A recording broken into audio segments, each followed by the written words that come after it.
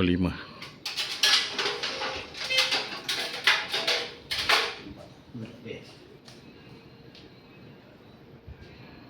Okay, kita test forward.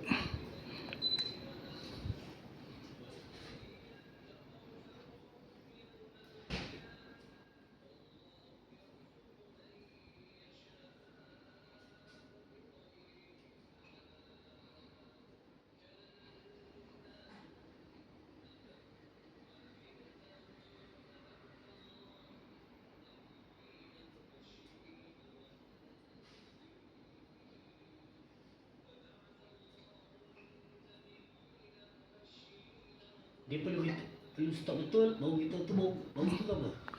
Dia auto. Dia forward, dia auto. Dia stop, dia nanti tutup persen balik. Oh, kita stop tu dia tu. Dia auto Bukan kita perlu dia tunggu berhenti betul. Dia auto lah ni. Dia kita tekan forward ni. Nanti dia pusing tu. Dia stop, tu dia forward lah. Dia ada brake dia lah. Kalau forward tak rasa sangat angin. Betul. Kita untuk aircon sesuai lah. Dia bawa dia ada. Okay, kita forward balik. Dia ada tulis lah. Untuk sini ada forward, reverse dia tulis. Oh, dalam tu. Dekat display ni. Kita test speed 8 ni. Tengok 8 pergi dia macam mana.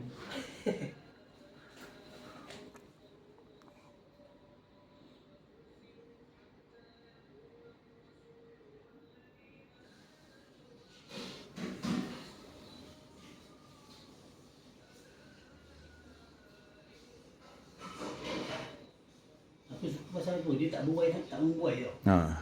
Dia steady tau. Depan ni aku suka dia steady.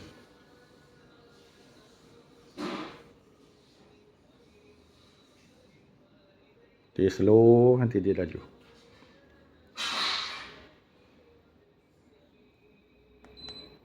6 7 8.